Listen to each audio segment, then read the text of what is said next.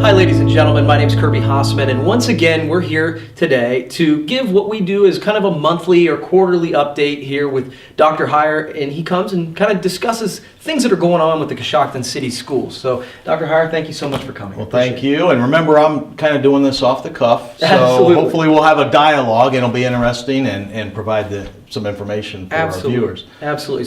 So as we're recording this, we're at the beginning of the year, January, February area. So it's a new year, new board year for you. And you've got some changes going on with the board. So what's going on? Right. Well, to begin with, Don Hutchins, who had been with the board about 4 years, I think, he ended up resigning, and he's taken another promotion. It's going to be out of state. And of course, if you're going to be on a board, you have to live within the confines of that school, those school boundaries. What happens with a situation like this, the board would be required to appoint someone. So they took out some ads, people were able to submit a resume and a letter of interest, the board held interviews, and ultimately they appointed Steve Clark to be the next board member. He's simply fulfilling Don Hutchins' the remainder of his term. So we have him, he's a new board member for us. Of course, he did run for the Board of Education, so at least the board knew that he was interested in that position, and we really couldn't have gone wrong with anybody that applied. We've got a great board, they work well together, very happy about that. But the other thing that happens every January, we have a board organizational meeting.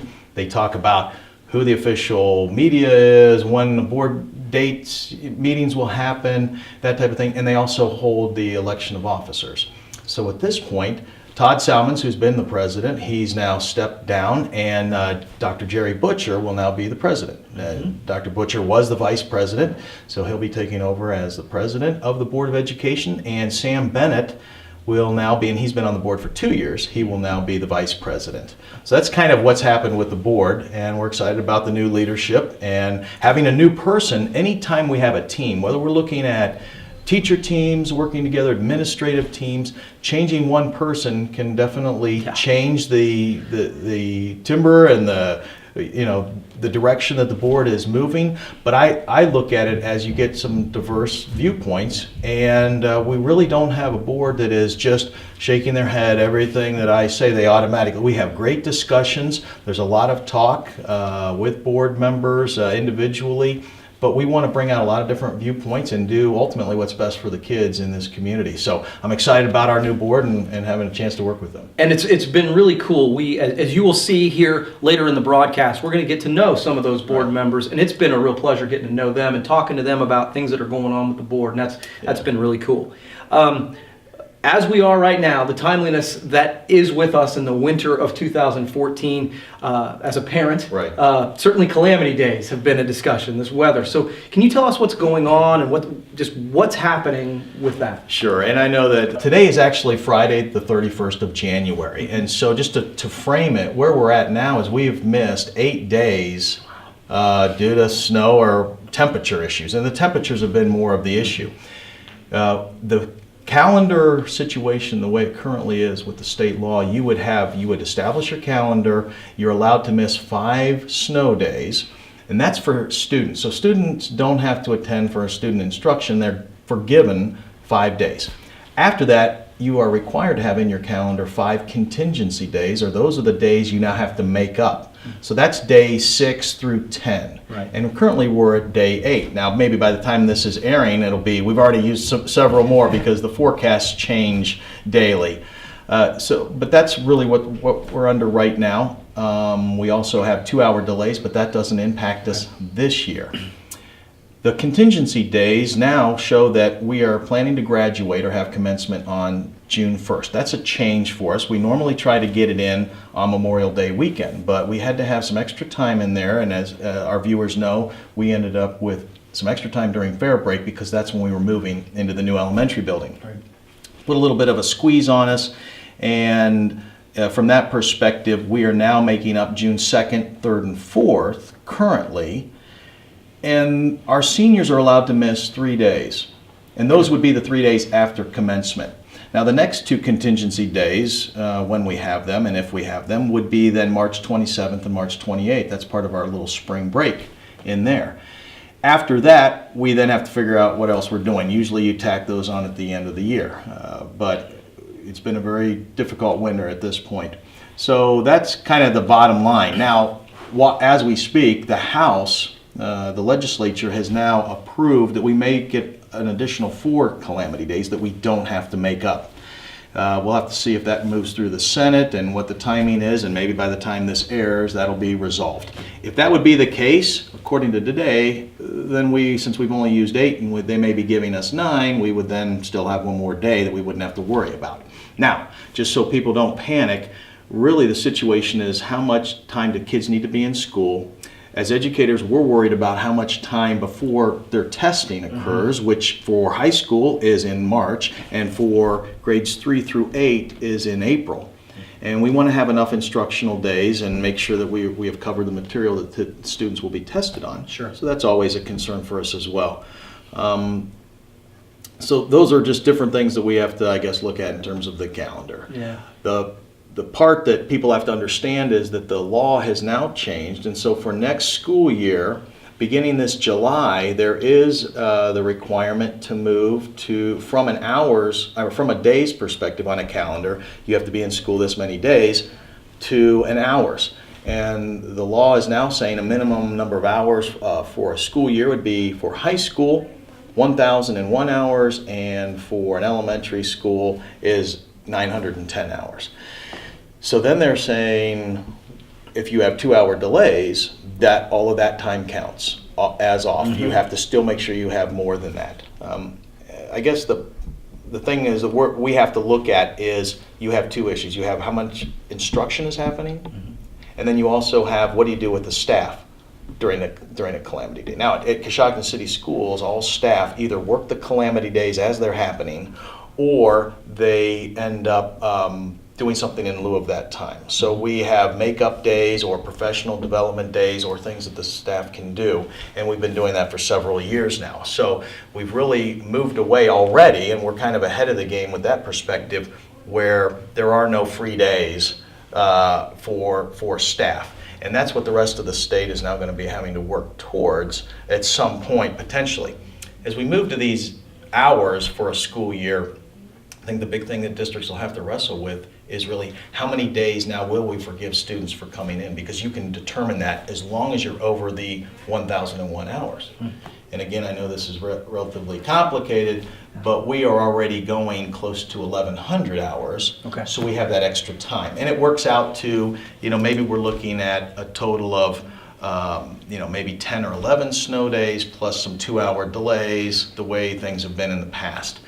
But again, that doesn't necessarily mean that we don't want to have students making up that work, which actually leads me to another subject, which is there is also the opportunity to make up work with an online fashion. They call them blizzard bags or some kind of online calamity work that students could be assigned. And so we're taking a look at that, especially with this winter, maybe even using some of that where a student would then find out we're off today, and so what we need to do is you would have these assignments you could get onto our website, and students that have a computer could do some of that work at home. If students don't have a computer, there are rules about how much time they have to make that work up once we get back into school. So there is some flexibility from that perspective. So, but it's very complicated. Yeah. Great use of technology then. Yeah. The problem becomes, do people have internet at home? Is their computer working?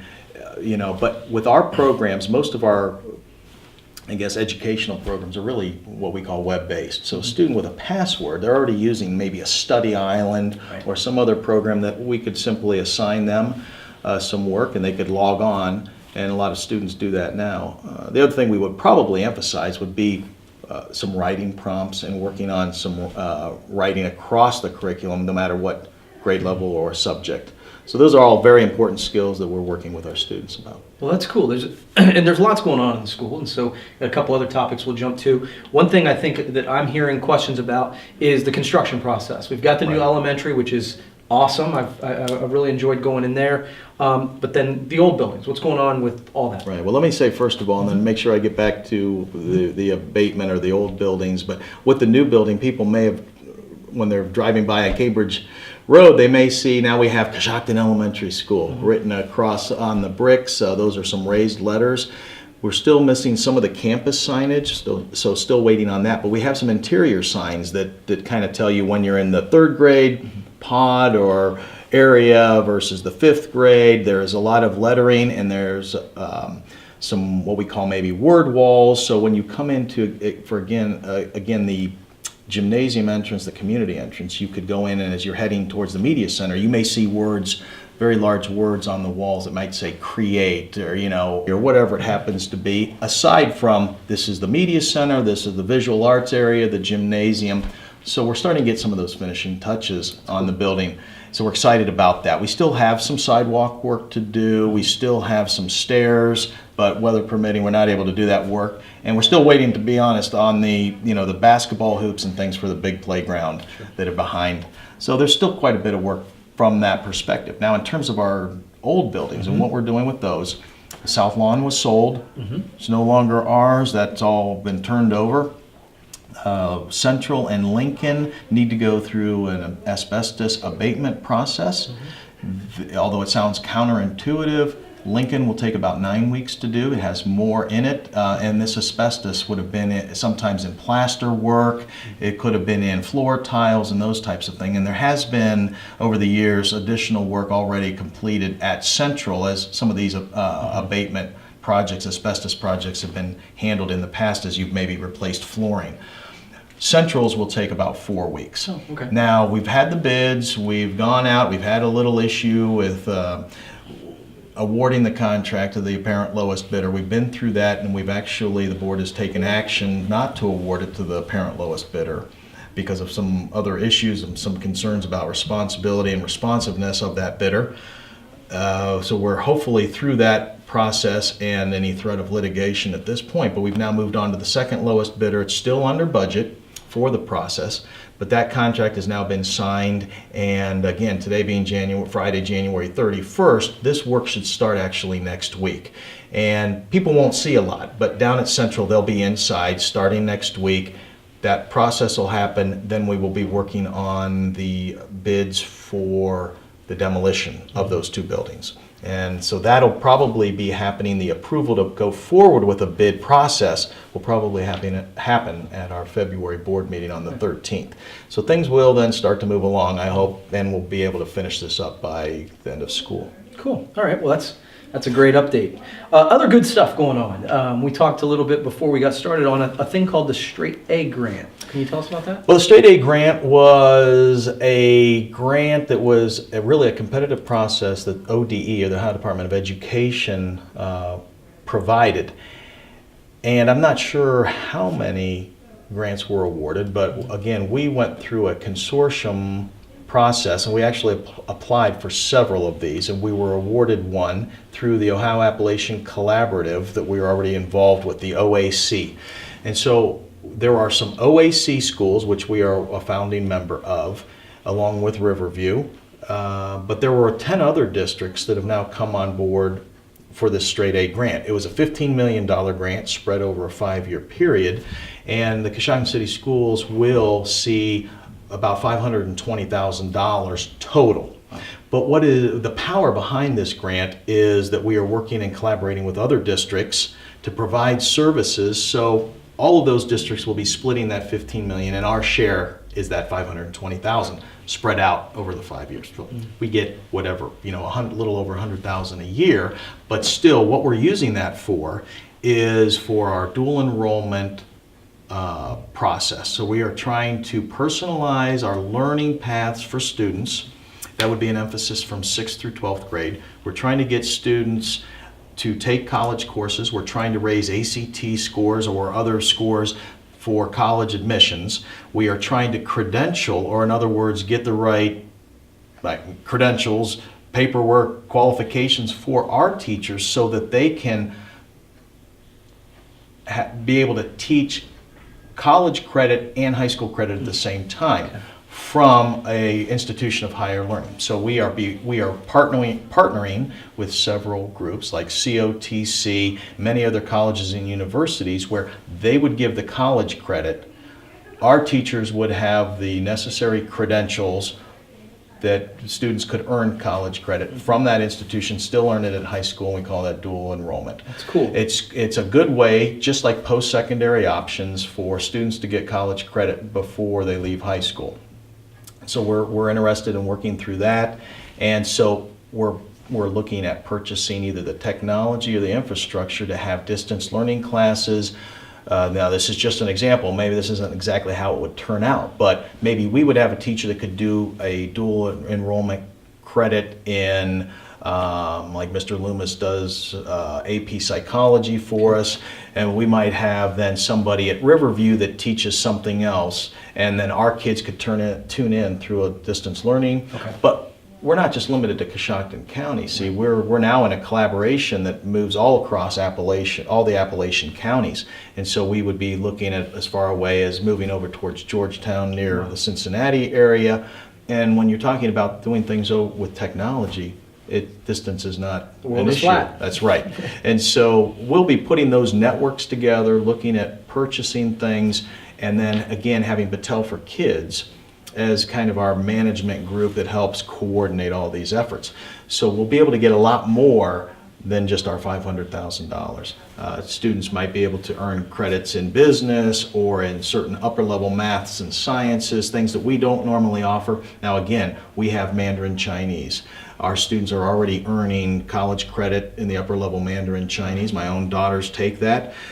We have a dual enrollment college credit class for American Sign Language, which also counts as a foreign language credit. So we're wanting to offer more of those things, and with our students taking those things, make that available to other students as well. So it's a little bit of creating that platform to make those type of things happen. So we're excited about that. Yeah, that's really exciting. Speaking of grants, there's another grant that we were talking about, the Early Literacy Grant. Can you tell me about that? And I think that Kathy Robbins, our Director of Curriculum and Learning, will be talking about that and a lot of our concerted, concentrated efforts where we are targeting assistance for our elementary students. The whole third grade guarantee issue about students having to score certain scores to be able to be promoted to fourth grade, it really is coming into play and is a good effort by the state to really emphasize literacy. I've got some concerns about students being held back because I don't know that that's the best thing. I think instead we really ought to focus our attention and give them more instruction to help get them where they belong rather than separate them from classmates and create other issues for them. But at the same time, I do think that we have been putting a tremendous amount of resources into helping students with literacy issues and learning to read and being reading at grade level. So we have a program in this grant. I'm really proud to say that Kathy, I think, really wrote this grant, but it was in cooperation with the other school districts, Ridgewood and Riverview, and also our public library.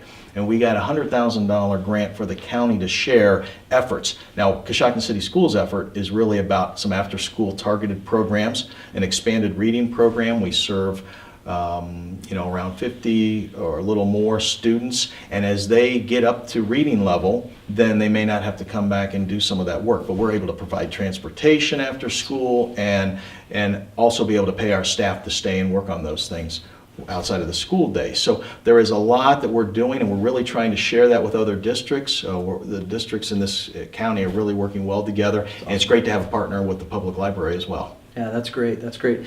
A lot of cool things going on. And one of the things I think you and I have talked about is there's so much focus, and there needs to be, on the classroom, but education happens outside of the classroom too. And we were talking, there's a musical coming up, and certainly that's exciting. Right. We have our extracurricular programs. Most people think about athletics, think what are the different teams doing, and of course we want students to be involved in those things. It's important to learn to work as a team member. It's important to learn leadership skills. It's important to learn how to lose appropriately and how to win appropriately. We have a big emphasis on sportsmanship, and we try to teach students, the qualities and characteristics that we want. But we also have things. I'm really proud of our music and our drama programs and some other things that we're involved in. And so I'm just really encouraging our public to maybe set aside and put on their calendars March 21st and 22nd. Our students are taking on, under the direction of Mrs. Chris Hardesty, Singing in the Rain as a musical. And I think that that's great. We've come a long way from offering just some dramas, and we usually do a fall drama, and then we do a spring musical. And of course, I know there's a great program that Riverview has established with their musical process. But it's just great to see the different teachers and advisors come together, the way the sets are coming together, and I think that it will be something that the community will really look forward to. So, Singing in the Rain, I remember Gene Kelly and Debbie Reynolds in the movie, and it's very similar to that. You know, sometimes the movies are a little bit different, but our kids are really talented. They're able to showcase their talents, and we're really excited about having this musical. That's awesome. We've covered a lot of stuff. Yep. That's really good. Thank you so much you. for being here. And we've got some other cool programming that's going to be here on Channel 19. We're going to talk with some of the board members. As Dr. Heyer said, we're going to talk with Kathy Robbins as well. So stay tuned. We've got lots of great updates from Coshocton City Schools. Thanks so much.